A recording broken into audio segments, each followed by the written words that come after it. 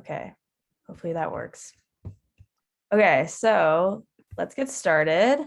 Hi, everybody, and welcome to the ALD Portfolio Workshop. My name's Taya, and I'll be hosting today. So today we have 4 guests, Lily, Reem, Robert, and Avril, who will be showcasing their portfolios either from their undergrad stream applications or their grad school portfolio. So they're going to present, and then we'll leave the floor open for questions. So let's get started with Lily. If you want to just share your screen and introduce yourself. Yeah, for sure. Hi, everyone. Thanks so much for having me. So I'm Lily, your studio technologist. If we haven't met yet, please, after this, come find me at the studio help desk. There's one in undergrad studio and a bigger one in the southwest corner of grad studio. So yeah, I'd love to meet you and we can chat more about portfolios and job applications and stuff like that.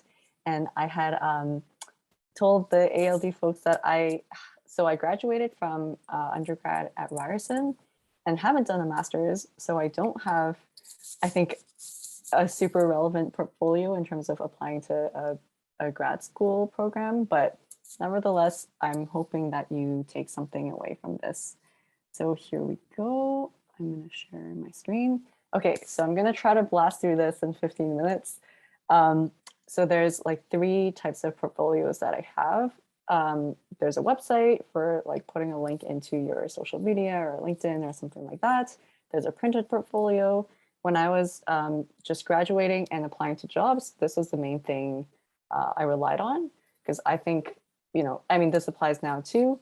People will actually look at printed things, whereas a lot of the time you don't want to spend time rifling through a PDF document. Everyone just likes having something physical. So I printed little booklets and sent them out, or I bring them with me to interviews. And then there's also a condensed PDF, short selection of works, because often when you apply to places, there's a file size limit. So yeah, really condensed version for that. Okay, so I'm gonna go through the printed portfolio first.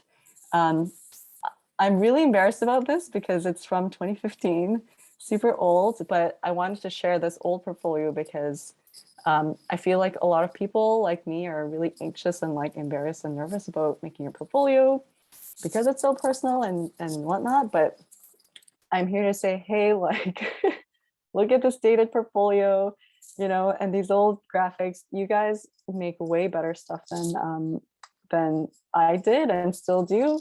I think we're our worst critics, so just don't worry about it. Focus on just making one and putting it out there. I'm sure it'll be amazing. Okay, so my portfolio had a big focus on design fabrication. This was my core interest and still is. And so the places I applied to were fabrication companies that would focus on building things. And so rather than showing a lot of conceptual school projects, I focused on showing design build projects. So if you guys know the winter stations, the first year that happened in 2015, I was one of the participants. So this was our design, my friend and I. So you can see it's mostly just real life photos. I don't, spend a lot of energy showing renders and stuff like that. Of course, there's diagrams. I think diagrams are the best. They're so good at clearly showing ideas. And everyone says that people don't read the text in portfolios. This is true. You just don't have time. And so diagrams really clearly show a story. When there is text, I'll try to keep it really concise. So big image here, right? And then big title that's saying windswept, and a diagram that shows this very clear story, right? Where the design looks like it's windswept. And then here you have a close-up of how these petals catch snow and how sun filters through. So I have this big line of text that says sun and snow. So again, keeping things really clear and easy for people to understand right away, because you spent so much time with your project, but others have not. So you need to really quickly grab their attention. Same with these images. I'm hoping they're kind of clear right away, right? There's the front and back views from afar, inside and outside views zoomed in. Yeah, and because again, the design build focus, lots of pictures of the process. for how we built the thing. And then the next project was the new Blanche project that I designed and built with some friends. And so, yeah, same thing. There's just like images, right? Front and center. There's like a super zoomed in one, medium zoomed in, zoomed out. So you see it at all scales, like right away. Super messy and like dense page. I don't love this because, yeah, it looks so crowded that you don't know where your eyes are going to go first. But the idea was that, again, using diagrams to make it easy to understand how the thing works. And then, yeah, more kind of process images. And then the next one, another design build. And I have kind of the same formula, but I spent less, put fewer pages into this one. And so I just compacted the images of the build and stuff all onto one page. And then here's like just one of my kind of typical school projects to show that I can do conceptual architectural design as well. Just to show, like, you really want to show all the different varieties of skills that you have when you're applying to a job anyway. I don't know about grad school, it might be more theoretical and focusing on concepts that you want to pursue, but often for jobs, like they want to see that, oh, you do know like a little bit about details or construction drawings and stuff, because they might stick you into doing that. Or I put this competition project up, super conceptual, because often students or recent grads are put onto competition projects where you're just producing like conceptual images for that. And then this is not very architectural at all. I was doing like marketing and graphics and social media for an organization called the Design Fabrication Zone. And so, yeah, again, I'm just throwing like all my skills out there that I think are that could be useful. So making newsletters and posters, arguably not like something you want to put in your thesis portfolio, but again, some firms might be looking for people to help update their website and things like that as well. I've helped put together a bunch of like workshop and makerspace type facilities before. So also putting in this like niche skill set I have, again, because of the audience that I'm targeting. Yeah, this is a random school project that is very conceptual. I don't think I would normally include that in all my applications. And then this is an example of a project that I built as well. So again, just showing like I can do construction drawings and like, I think I did the graphics and decals and stuff here.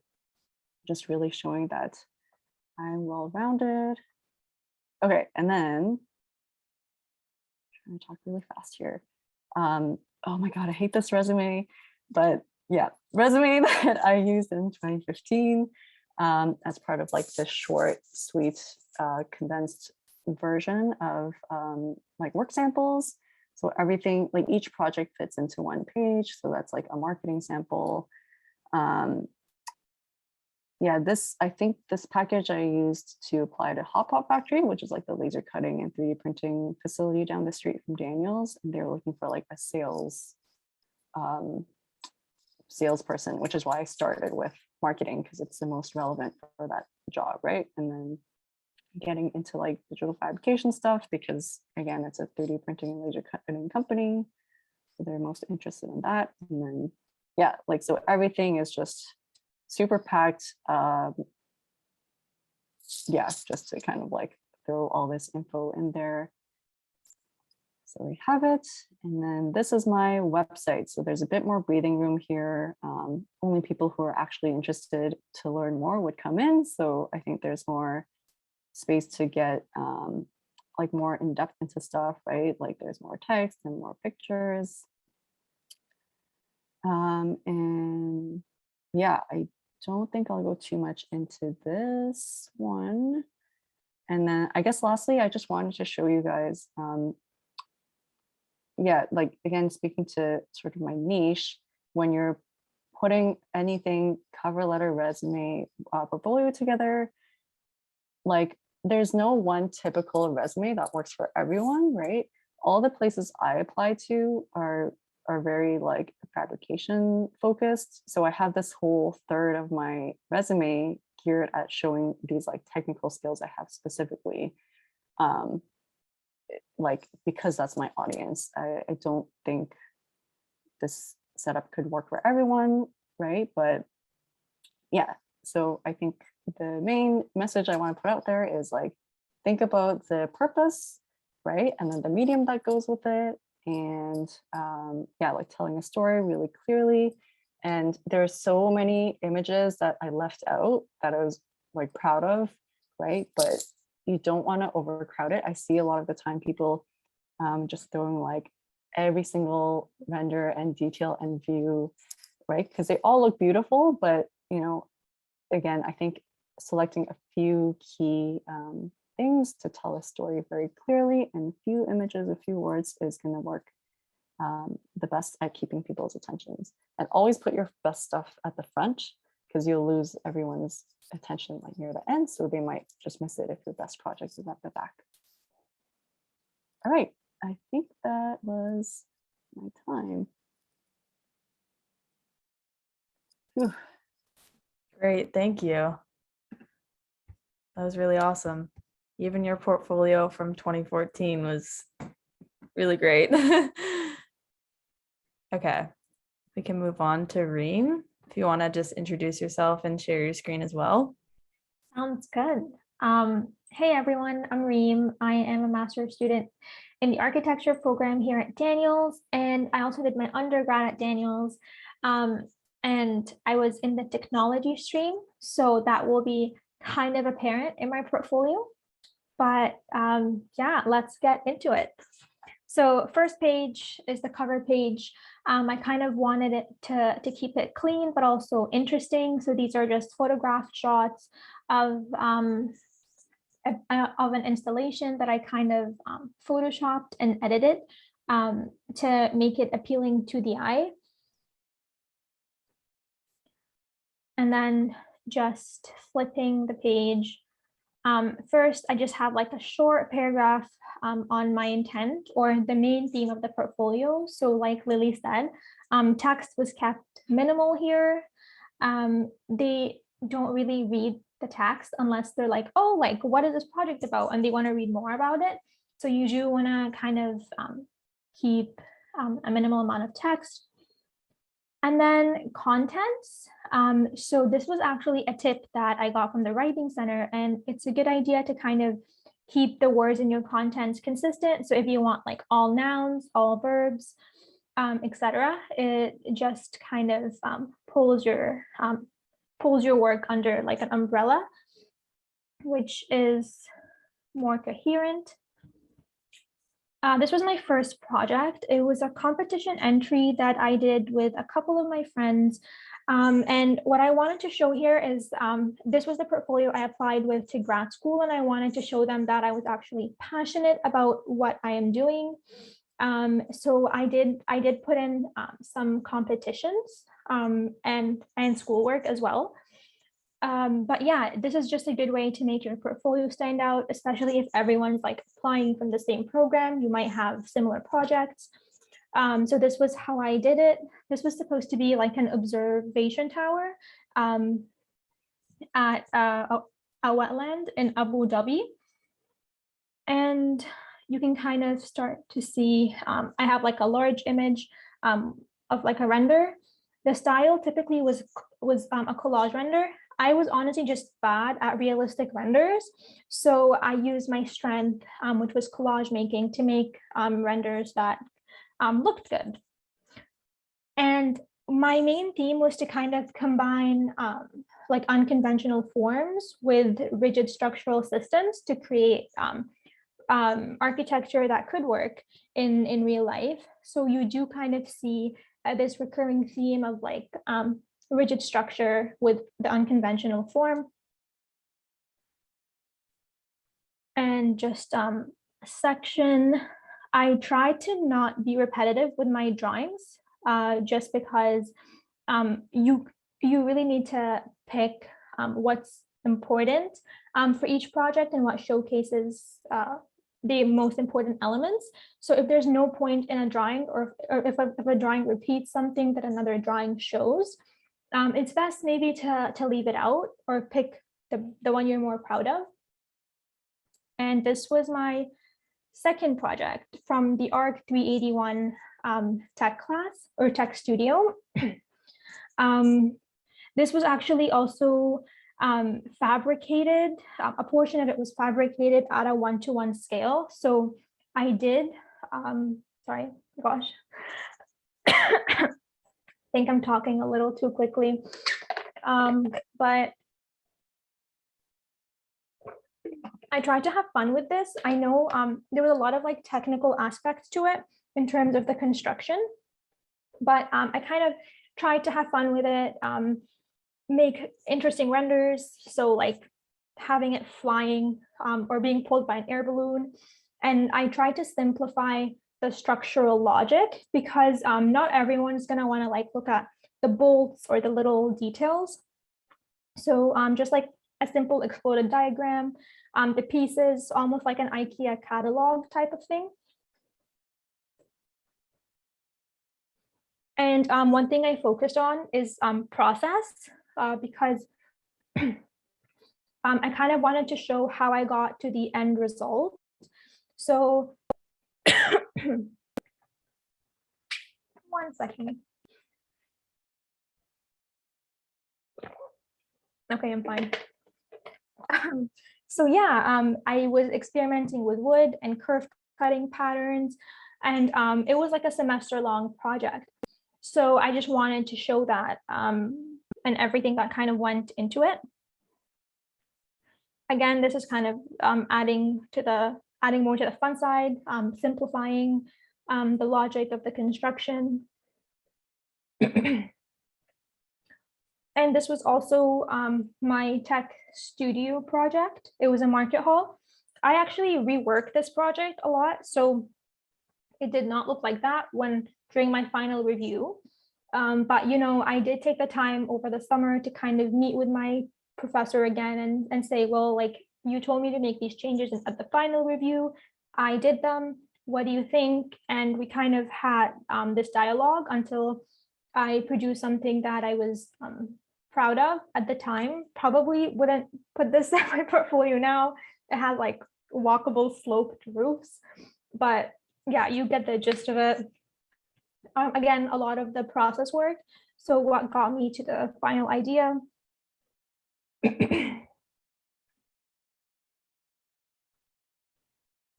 Structural drawings. And again, like having fun with it. So like I focus on making drawings that like I would enjoy spending a lot of time on. So this isn't like a conventional plan or section, but it's like I wanted to do it. I felt like it would be fun to like detail these little columns, and I went with it. And it's a nice way to kind of, again, make your portfolio stand out if you're just doing a school project that you're putting in there. And this was from second year, so 201. Not much to show, really. I just was really proud of like my model photos, so I put it in there as like a page, and a section. And then this was not architecture; it was more research study. From I think it was the landscape ecology class, and yeah, I just also wanted to again like show my different set of skills. So kind of research and visual representation of my research. Also, it's a another interest. So I'm not just like very into like architecture, but I'm also into landscape architecture. Even though I wasn't applying to landscape architecture, I just wanted to see that I could research a wide variety of topics. And that's it. That's my portfolio. Awesome. Thanks, Reem. Thank you. If anyone has any questions about Lily or Reem's portfolio, feel free to shout it out now or put it in the chat. And if you have questions as we go along, feel free to put it in the chat as well. Thanks. Just leave a second, see if anyone wants to say anything. Okay. So if there's no questions, we'll move on to Robert. If you want to just do the same thing, share your screen, introduce yourself. Thank you. Okay. Good morning, everybody. I don't know why I keep saying that. I think it's because I woke up late today. It's like 1:30. But hi, I'm Robert. For those of you who may not know me, I'm a third-year Masters of Architecture student, and I also work in the workshop at Daniels. I've been there for quite a while now, so you'll probably see me around there if you're ever in the basement looking to use any tools or buy materials. Um, and Yeah, I'm going to show today the portfolio that I applied to masters with. So I did my undergrad at Daniels as well. I did it in architecture and in visual studies. And so this portfolio was sort of at the end of those 4 years. I took a year off after my undergrad and made this portfolio during that time. Or I guess kind of during the summer after I graduated and then kind of that first fall that I was off. And I applied to both architecture and landscape architecture at Daniels with this. So I'll share my screen here. And can everybody see that okay? Perfect. So while I was working on my portfolio, I went to a lot of workshops just like this one. And one of the most kind of interesting pieces of advice I heard was from one professor who isn't at Daniels anymore, as far as I'm aware. I believe he retired. But he said that before I showed him my work, he said to me, "Tell me about yourself. Tell me about your interests, and tell me about what you're into." So I just sort of talked for a little while. I said I was interested in architecture and in landscape architecture. I kind of liked the idea of the sort of like intermingling of these two different disciplines. Kind of ecologically focused architecture. It seemed weird to me that, we make buildings and then sort of a different group of people does the landscape around. And this was some of the thoughts that were going through my head at the time. And I had also done visual studies. So I also had, a fair amount of artwork from various projects that I was kind of putting in, and I was interested in building and making things with my hands. And I remember him saying at the end, after I showed him my portfolio, "Your portfolio has you in it." And that was sort of the ultimate goal that I had. I wanted something that wasn't that felt like it was a good representation of myself, regardless of whether it was sort of what it seemed like anyone was looking for, it seemed like anybody was expecting, or was like, what an admissions committee might desire. It at least represented me, and then that way they'd have a good sense of who I was going in. So the theme of my portfolio was things I made, and so I kind of wanted to kind of have this idea of making and this idea of fabrication kind of throughout. A lot of the time when different instructors and different people look at a portfolio, a common theme is that they'll say, you always want to sort of start with architecture projects, or you'll want to sort of start with like the largest project. And I kind of didn't listen to anybody, and I put like a small drawing project from a visual studies class at the very beginning. But I kind of wanted to just have a little bit of a change from some of the other portfolios from that they may see. And because this was not going to be used for jobs, it was specifically used for applying to grad school, I wanted to show some of those kind of ideas. This was a project that was sort of talking about layers of abstraction. So growing up, I had a model train set in my house that I spent like years working on. And so I made this model, and then I took photos of the model, and then I drew the photographs. So if you kind of like look closely, you'll see, like a paintbrush kind of leaning against this little space here. Usually people miss that one. There's like some train tracks that aren't quite hooked in, and it's kind of this idea of like the uncanny valley, and what's what's an abstraction and what's reality, which I thought was kind of fun. I also thought it would be interesting to kind of reconceptualize some of the projects that I made. So these are two entirely different projects that are separated by 2 years. On the left was a like smaller project for my ARC 201, and on the right was a visual studies thesis project that I did. But both of them were kind of explorative, and they kind of had this kind of playful quality to them. And they were kind of both about like climbing on things and kind of just like exploring a structure. So I thought I would try and make a similar sort of set between the two in terms of the drawings, in terms of kind of renderings, and I used some fun colors um, in there as well. And so I thought kind of pairing them might be kind of interesting. So you can always go back through and reconceptualize, think about what your projects are that you've done to date and how you can maybe pair them together in ways that you think are useful. This was a precedent study spread. I'm not a huge fan of this spread, but I wanted to just sort of do one really quick thing to sort of show that there was a precedent study I had looked at for a course. And this kind of flowed into my kind of first like major architecture project that I did in my undergrad. Back in when I went through Daniels for undergrad, there was no pavilion project in ARC 101. There was no student center project in ARC 201. And so the very first time we designed a building was in third year. And so this was kind of my thing. I really wanted to go for each project. I wanted to kind of have consistency in some line work and consistency in my fonts and consistency in kind of the graphic design, but also to have each project kind of have its own flavor a little bit too. So this one was kind of meant to be a little more techy. I wanted to show I could make models, and I wanted to show I was capable of making floor plans. And so that was that one.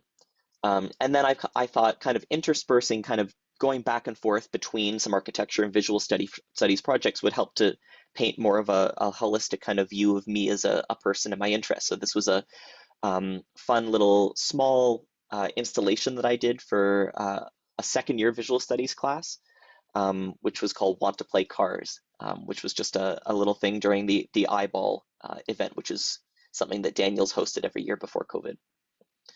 And you can see in each of my spreads, I've got small little blocks of text, just like Lily and Reem spoke about. And I really kind of wanted to go for this very kind of graphic quality. So all of the titles are very large. And then below there, just a little bit of information about each one. So this is another precedent study. This is for a landscape architecture class. So just like Reem was saying, having kind of showing a range of your interests is always really good. And then that kind of flows into my version of a design, kind of a redesign of a famous landscape architecture project in Vancouver, which is called Robson Square. And so I'm kind of going through and mixing, kind of mixing like little diagrams with plans, with sections and whatnot. I never wanted to have in my portfolio all of the same type of drawing on one page. I wanted to kind of spread things out and have a flow that I felt seemed to work. Going back through my work now, having like just gone through most of my masters, this project is probably the only one from my undergrad I think I would carry forward into my masters, but I'd probably redo some of the drawings. This was from ARC 280, so the very first year that course was run, I took it in my fourth year of undergrad. And I was kind of having a lot of trouble with this one because I was thinking like it's a tall building and I wanted my portfolio to be very wide and landscape. So how do I kind of deal with that? So this spread took a long time to kind of like sort out and kind of organize. So I kind of went for like, cool looking shock value of interesting drawing feeling when I was kind of going through this. But I called it Tension Tower. A lot of the times my projects didn't really have titles, but I wanted all of them to kind of have like a name. And so for this one, the design of the tower was such that I didn't have to build my model with glue. So it was entirely held together with tension because I just had these kind of two cores, and one of them was on an angle, so each floor plate couldn't go up or down. And then this was sort of the largest project that I did, and it's also kind of a strange choice perhaps to kind of put your largest project last. But this was sort of more of an urban design scale project for a final studio in my undergrad, the very last studio, what was the equivalent of, I guess, 362 now, which was the redesign of the Bloor GO station. And I put this one last. It still had a lot of floor plan related things. It sort of had larger scale designs of things, but the idea was to kind of show different scales and kind of separate those scales a little bit. And so this largest one kind of being at the end of the portfolio, but still having architecture projects that were also, a little bit larger near the start was, to me, kind of felt like I was bookending my portfolio a little bit. And then being someone who likes to make things, I wanted to show a couple things that I had designed, some physical things I had made. For anyone who's an undergrad who's probably seen this weird looking little structure in the undergrad studio, that was like a personal project that I did a couple years back. My boss at the time kind of let me just like spend a month and just like design and make something because we were like, it was a little bit of a slower time. And it was really fun. I got to like, weld everything, make all the parts. Like I made the entire thing myself, and it was like a fun project. So I thought I would include that in. And on the right was this other kind of strange project that I made, which was this like plant stand out of a series of wooden drawers that I found. So I kind of welded this little frame, and I think I went a little too far with the graphic design on the right one. I think it would be like probably just some simpler diagrams would have been better than my kind of like, um, series of photos on an angle with a filter and all of that stuff. But it was fun at the time, and it kind of, I wanted to just give a slightly different sense of some of the graphic design capabilities that maybe I could do in some capacity. And so yeah, that was my portfolio that I used for MArch and MLA. Awesome. Thank you. I love all the graphics and everything in there. It was really nice. Thanks. Yeah. I think we have some questions. Someone said, what was the visual studies course name? Not sure which Ooh, one that's. okay. Here, let me share again. Okay. The visual studies one for this one, actually, I'll go back to the start. This one here was a third-year drawing class, so 308. And that was just like the sort of second drawing class that they offer. This one on the right here was for 431, which was like the visual studies thesis class. And at the time, there was no thesis in undergrad, so the only kind of opportunity that students had to take thesis was in visual studies. So I kind of jumped at the gun to do that. And then this one was Viz 204. So this was I think which class this was. I think it was called installation class. Yeah, it was. It was an installation class, and it was also happened to be with the same prof who I did the drawing at the start of my portfolio with, but it was in different separate years. And then is that the last? Yeah, that's the last visual studies one. So 204, 205, and 204, 308, and 431 were the course codes there. Cool. Thank you. No worries. Another person said, what do you think is the ideal length of a portfolio for internships?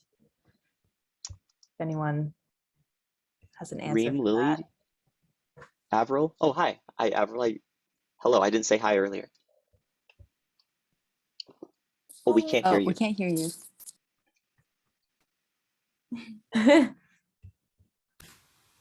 Oh, Lily, I see you answered on the chat. Mm-hmm. Thank you. Yeah, again, just to make sure people actually look through, because I think a lot of firms get tons of emails with like similar length, like long portfolios, and don't have time to look through. Yeah, for sure. I kind of like to think that making a portfolio is like, I kind of think a portfolio is almost akin to like an album for like a music album. So typically when artists, I mean, nowadays singles are kind of more of a thing that people just like put one-off ones and release them. But back when like albums were more of the common thing, there'd be like 10, 11 songs. And it's not to say that you put 10 or 11 projects in your portfolio. That's awfully long. But to kind of have like, you kind of want a cohesive thought of sorts. And sometimes if you listen to like a whole album, sometimes by the end you're kind of losing interest. It gets a little bit long, and it's like, it would have been stronger if they had taken things out and maybe made a 10-song album instead of a 13-song album or something like that. I think the same thing kind of applies for portfolios. I just wanted to ask, how many works do you have on your portfolio, Robert? I not counted. Let me see here. Because one thing I think I that works really well is like you're combining your like visual arts and your architecture works. And I've seen some visual studies portfolios and their works are a lot shorter. There's like, 3 or 4 pages max. And I know a lot of people kind of give advice in architecture that, oh, your portfolio should only have like 5 or 6 works. 5 is the sweet spot kind of thing. But I kind of just wanted to point out that it really depends on the context and the kind of nature of your work. And there is no rule that you should be following. It should be like what makes the most sense for you. And I think you do it really well in your case because you have both style of works and it works really fluently. Oh, thank you. Yeah, well, so when I applied to I applied to a few different places. When I applied to Daniels, they didn't have a limit. They didn't have a sort of a length limit on a portfolio. So I was just like, all right, this is great. I'm gonna put everything in my portfolio. And I was like, no, I shouldn't put everything in my portfolio. So I didn't put anything from first year. And from second year, the only thing that kind of made it in was that 201 project. Now, again, at the time, studios in undergrad were like 101, you didn't really design any kind of building in that class. So like, our big project was the video, which is now the start project of that course. In 201, we just did 3 conceptual projects. We never actually kind of had like a final building type of thing. And there was only one studio in all of first year. So there were fewer opportunities from which to pull different projects. So when I did this one, I put 7 projects in, but some of them were sort of small. So like, one of them was just like a single spread, the want to play cars. The tension tower was also a single spread. And so I was kind of focusing a little bit more on the number of pages. And I specifically didn't allow myself to have more than 3 spreads per page, or per project rather, because I figured by that point it might be kind of getting a little long.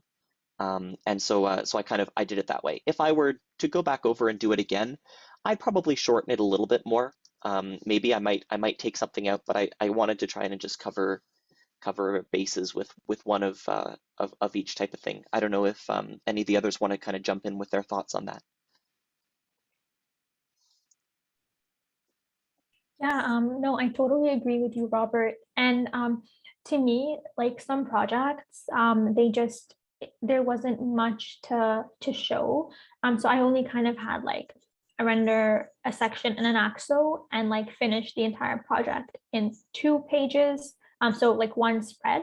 But then some projects, there was like a lot going on, a lot of research that was put into it before. So that typically was like a longer project, or it required like 4 or 5 pages. So yeah, it just depends, I guess, on how much work you put into it and how proud you are of the project as well. I think too, it's also very debatable depending on where you're applying to.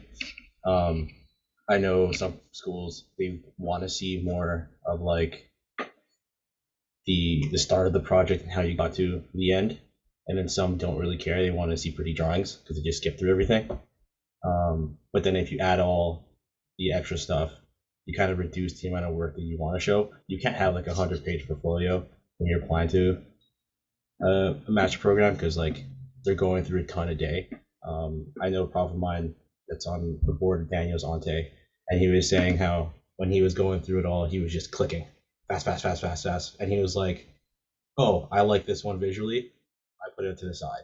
He doesn't even spend like a minute, and he was just so ruthless with it. So as long as if you can keep it short and very nice for Daniel's at least, that works.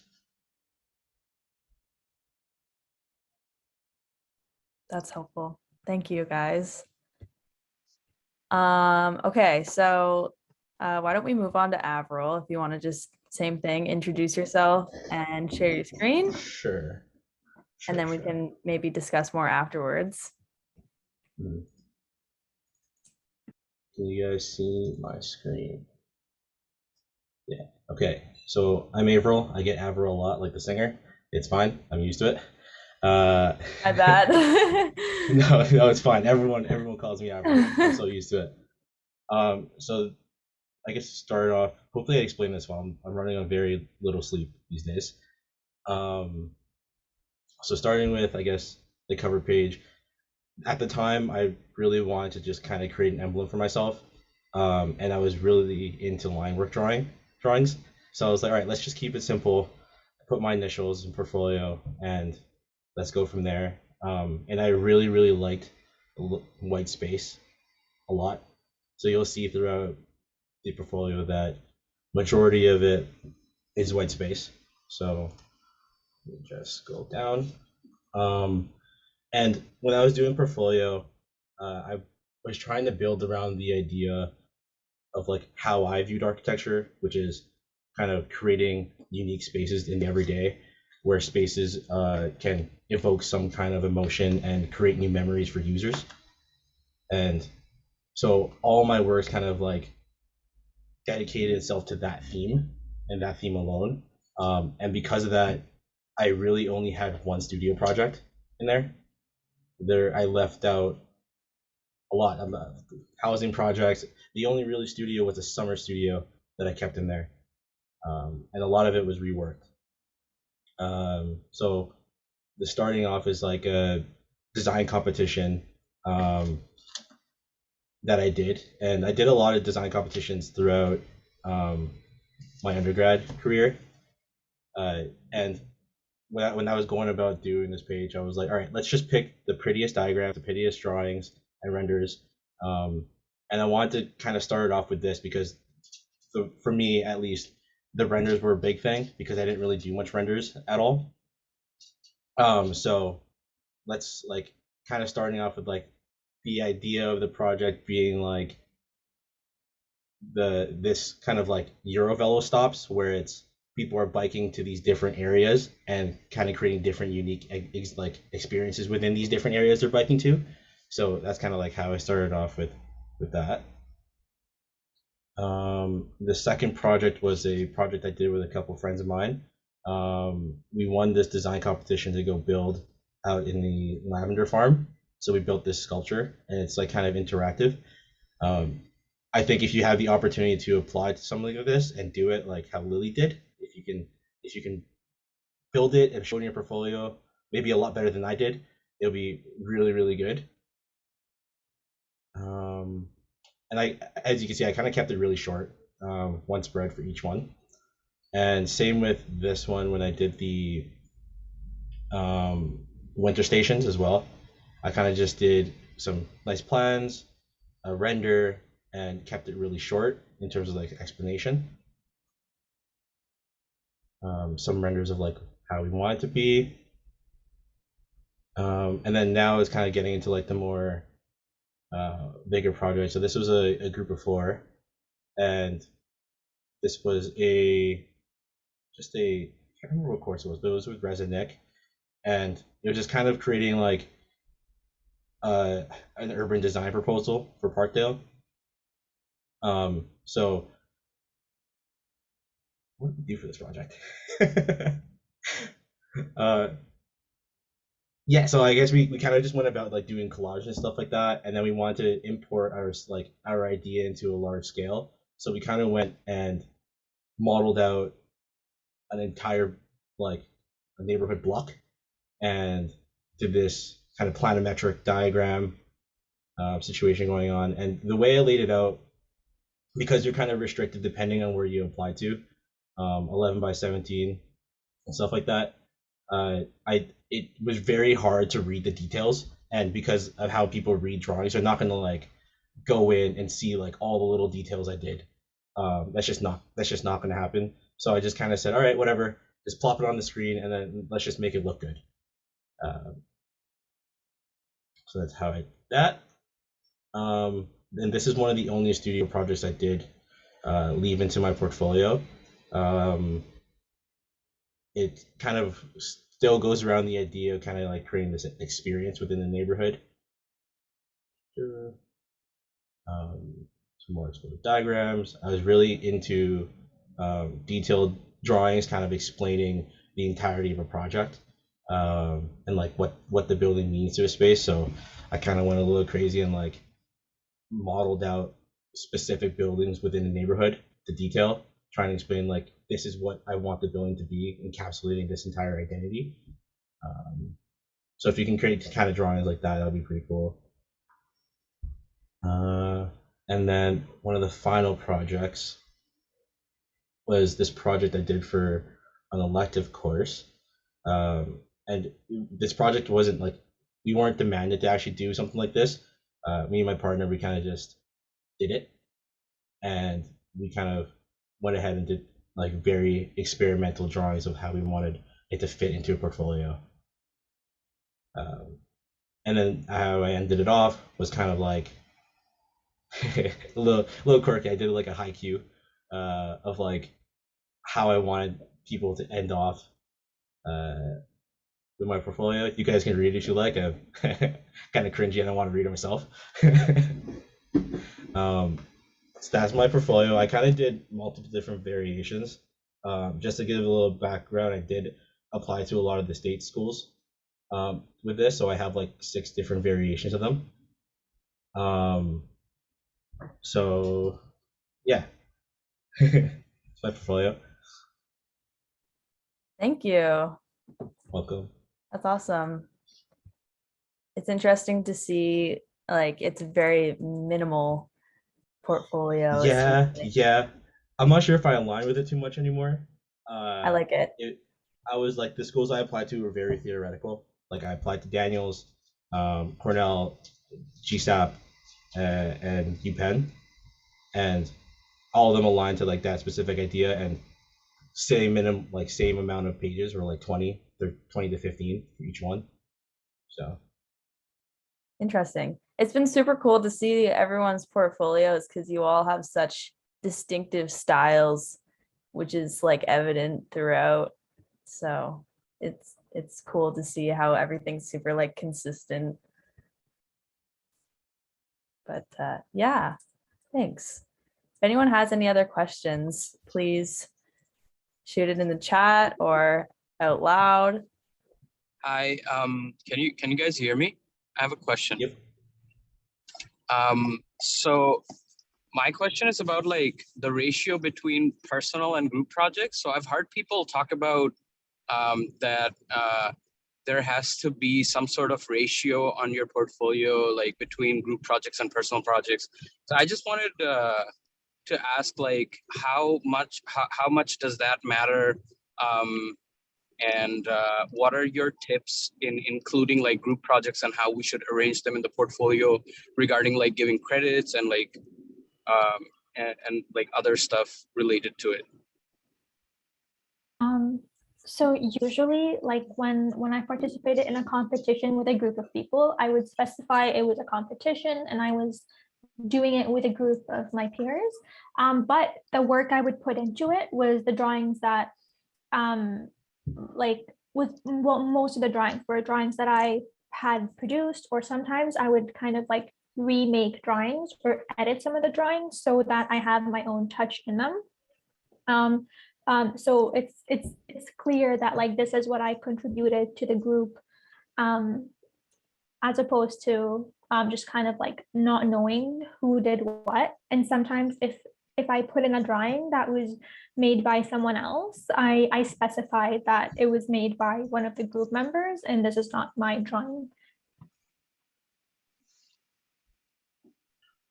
Yeah, I've added a lot of group stuff in mine, but the way I kind of see it is that if you take whatever you've done and you rework everything and you do it yourself, and you're not adding any other projects or any other drawings from whatever person made it, you can just call it your own. I don't see an issue with that per se, but if you're adding a drawing that someone else made, you definitely should credit them and put them in your portfolio. Yeah, for And sure. I wanted to ask, like, what is a good ratio between like personal projects and like group projects? Like, how many group projects should like I guess like is okay to include alongside with personal projects for the portfolio?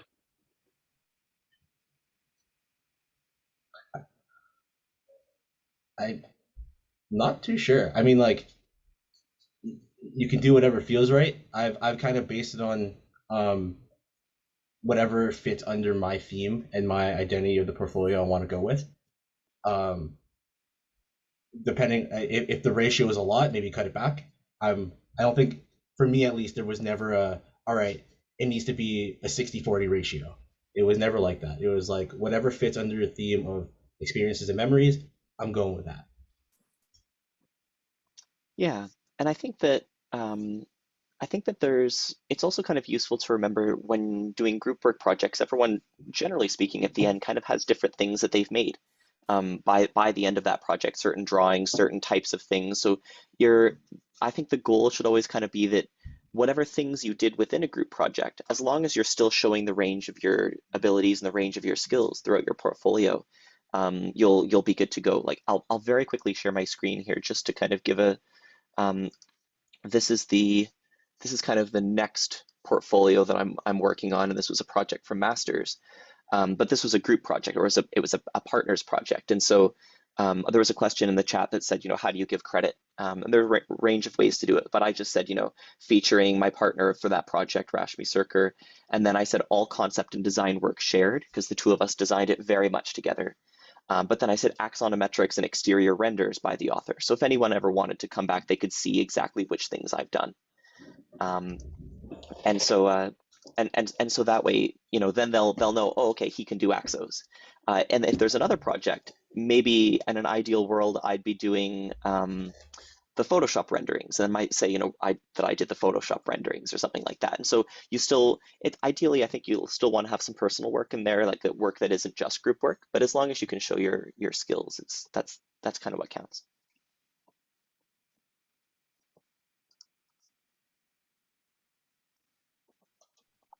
Thank you. Thank you. That was very helpful. Ooh, and I see Lily put some competition websites in the chat. Very good, very, very good call. Thanks, Lily. I'm just seeing if there's any other questions. I guess there's a question about how easy it is to find internships. I mean, my tip, I guess, would be to just like cast your net really far and wide and talk to a lot of people. I think a lot of the portfolios that we showed today, like kind of showed that the portfolio isn't just about, it's not just like schoolwork and then like jumping through hoops to keep doing more of that same kind of work. At the end of the day, working, learning at school, making a portfolio, it's all for you. And even if your job isn't like in an architecture firm, there's plenty of opportunities around that are kind of around the design field. And yeah, so I think if you're not picky about like, I want to get an internship like at a firm as an architectural intern, which yes, will be really hard to find because you don't have as much experience as folks who have been around longer, like doing like core kind of architectural technologist type work. But you could always like, my first job was like I showed you, doing graphics and stuff in like a designy place. And then that helped me like get to the next thing and so on. So yeah, I think just kind of keeping your eyes open for little opportunities here and there. They could be part-time. Instagram's honestly a great place to like keep up with different groups that you like and see if they're hiring like even for like a month. Sometimes folks, when there's events going on around the city, they just kind of need part-time folks like for a little while, which is perfect for the summer.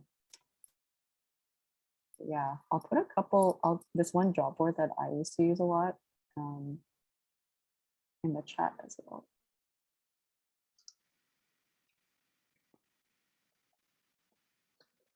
I don't know if I see any questions about it yet, but I just want to mention kind of while everyone's here and for anyone who watches this later, that I mean, Averill showed a little bit of like sort of a fair bit of competition work and personal projects in his portfolio. Um, but I've had many students over the years say to me, you know, I'm applying to whatever, whether it's a job or whether it's masters or whether it's the streams at Daniels, but I feel like I need more projects. Like I don't, you know, how do I get projects? And competitions are a really great way to do that because it's just another project you're working on like you would in school, but you're not getting marked for it, and you don't always have you don't, I mean, you can have an advisor if you ask a prof and say, hey, would you mind, like, working on a competition, I'd love for like a little bit of feedback. I don't know of anybody who would say no, unless they're extremely busy, in which case somebody else is going to say yes. And it's great. I remember in my undergrad, I didn't include them in my portfolio because they were with like really large groups of like 6 or 8 people, and it was a little kind of too much to, you know, it was a little too hard to put a big project in and be like, I did this drawing, and I kind of was in the room while we talked about the design. So I wanted to, you know, I kept some of those out. But in masters, I've done several competitions with small groups, and some of those will go in my portfolio. Um, and it's a wonderful way to just like improve your skills, just like kind of keep going. Sometimes you can, I mean, they often have a fee associated with them, and you know, you pay money in order to kind of be considered for the award. But if you don't submit your work to it, you can still see the whole brief for free, download the whole brief for free, and just do the thing for free. Like it's basically just another course syllabus if for you to kind of practice your skills. And especially during the summertime, I think that they're fantastic, fantastic ways of just like, you know, practicing these things. And whether it's individual or whether they're in small groups or what, you know, you get to learn how to work with a group. You get to learn how to just like kind of manage your time, and you can also choose things that are a little more up your specific alley. Because a lot of the times the projects that we learn at school in Daniels, like not every project may be like, certainly in my undergrad, some things I was more into than others. There was some project I was like, this isn't really my thing. And if it goes in my portfolio, I'm kind of showing my response to something that didn't interest me, which is does that really represent me? I don't know. So, but there were other projects and I'd be like, wow, this is really something that interests me. And this is something that I like to do. And those ones tended to be the ones that I included. And competitions allow you to sort of hone in on some of those and put more of those in your work too. Yeah, Those are some. just to no, go Yeah, ahead. go ahead. Okay. Just a preface too, like a lot of the competitions I did and redone, I took a year off to like refine everything. So don't stress out and kill yourself with adding more work on your plate during the school year, because it's a lot already for you guys. Because I've been through it and I know the struggle. So please don't do that. Yeah, very true. To be very clear, competitions summertime, when you're free and when they don't bog you down, awesome. During the school year, be very, very cautious. Yeah. Those are like really good tips. And I want to add on top of competitions, kind of like what Robert was saying, it doesn't actually have to be a competition that you're working towards. I like the idea of like the intention is there and like there's some structure by downloading the competition brief. So similarly, you could also like submit work to arts organizations around, like there's always calls for like, yeah, various artwork and a bunch of different community organizations around.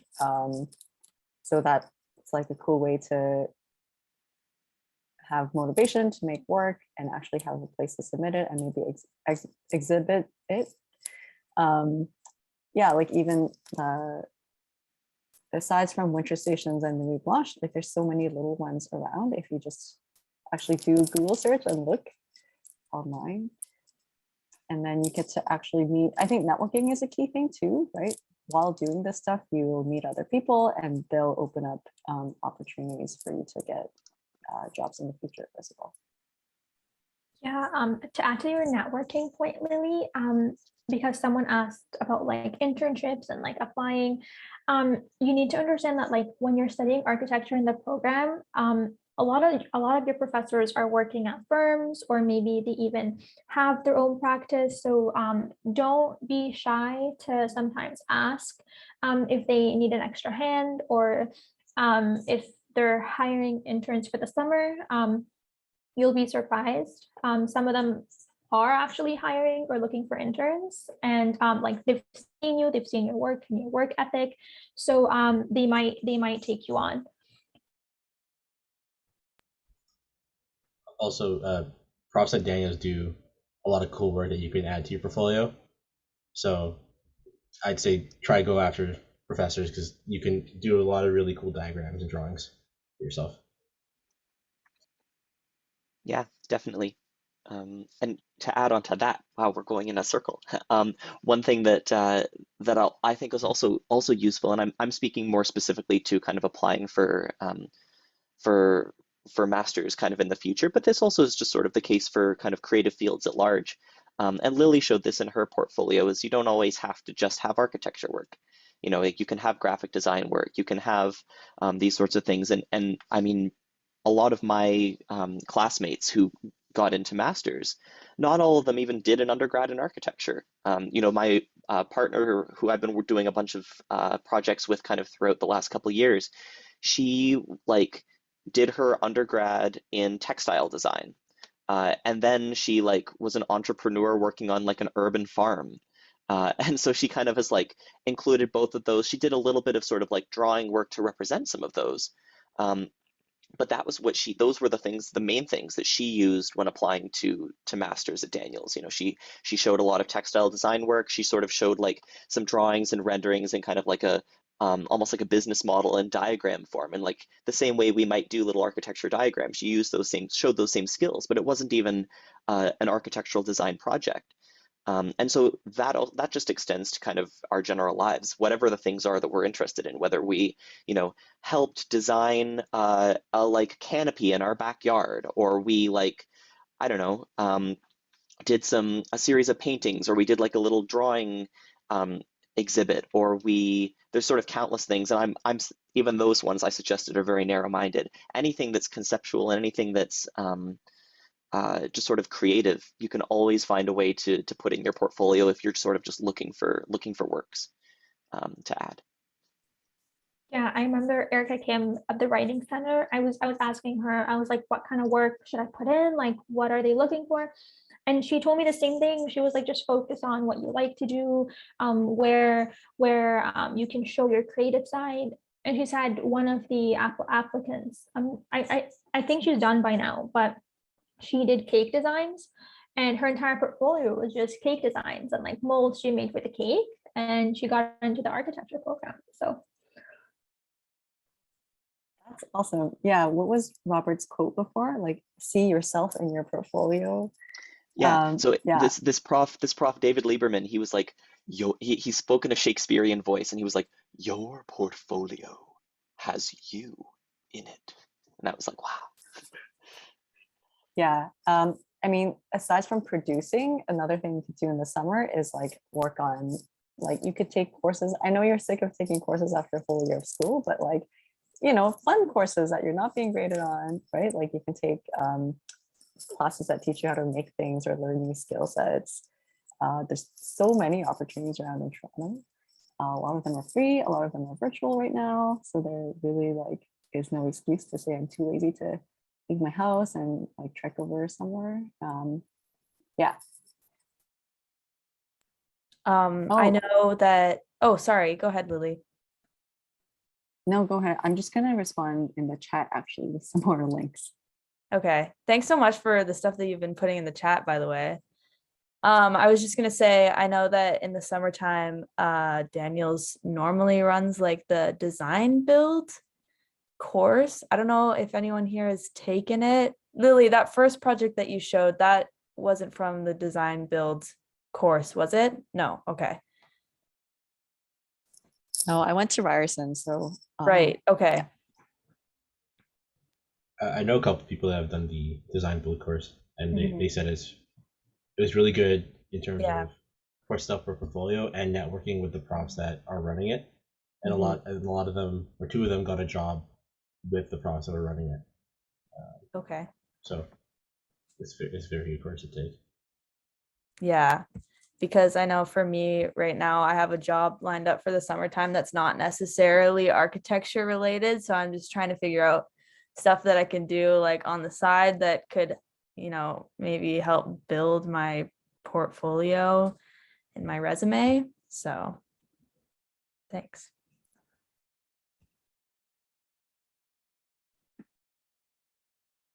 Maybe I'll just respond out loud because it's taking a while to chat. So to type, like for these courses, I think it's not even a course. They're like events or workshops like around the city, not offered by a school. So it depends on your interest. Like I obviously like making stuff. So I would look into like woodworking classes and stuff at like the Toronto Tool Library. Like you kind of have to do Google search of like things that you like and then find places that offer them. Or like if you're into tech, Interaccess is a local place that has tons of events and workshops very regularly. There'll be, I don't know, a range of things like how to do VR, like how to make robots with Arduinos, like just random assortments of skills. Let's see. I see Dara asked a question. For competition work, is it individual or random assigned groups? Very good question. Generally speaking, for competitions, you sort of apply and they'll tell you how many people are kind of within a group sometimes. Usually they give a maximum. So you can often apply to them individually, but they'll usually say, maximum of 4 people to a group or 5 people to a group. And anything larger than that gets pretty challenging to do anyway. So yeah, usually like when you apply, there'll be a fee. It might be like $20 a person or something like that if you want to like have your work kind of entered into it. And yeah, and then there'll just be a deadline in several months. Lily put a bunch of really great ones in the chat. Bee Breeders, which was it's just like architecturecompetitions.com. I've done several ones with them over the years. And I mean, we never got any of them, but it was still a great experience to just like try and kind of learn and whether or not, you get to like the podium finish or anything, like it's not like someone's going to look at your portfolio and say, oh, no, they didn't make it to the top 3, so sorry, but it's not, you're not coming to school with us, or you're not getting a job here or whatever. It's just about the design and the process is kind of everything. So yeah.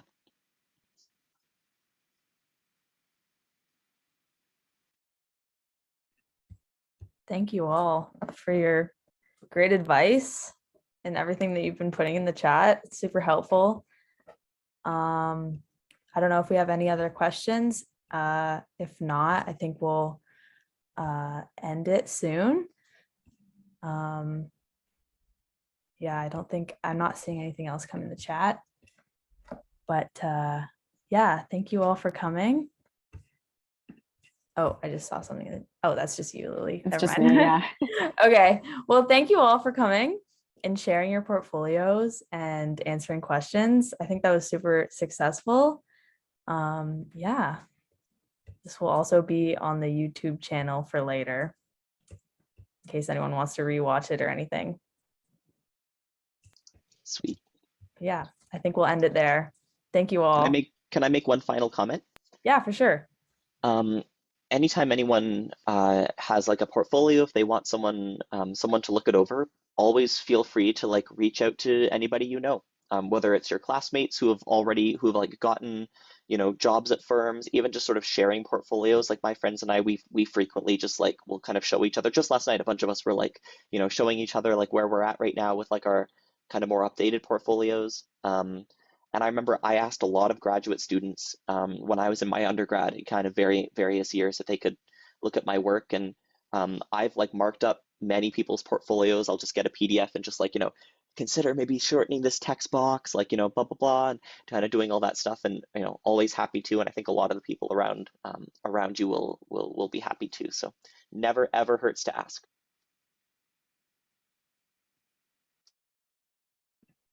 Yeah, thank you. Makes sense. Get other people to look at it first before you just submit it. I can't Okay. copy paste the messages from the chat. I don't know if any of you guys can, but it doesn't work for me if I try to copy paste. I think if you record, the chat also gets recorded in the Okay, cloud. So maybe you Okay. could copy from there. that's great. Thank you. Okay.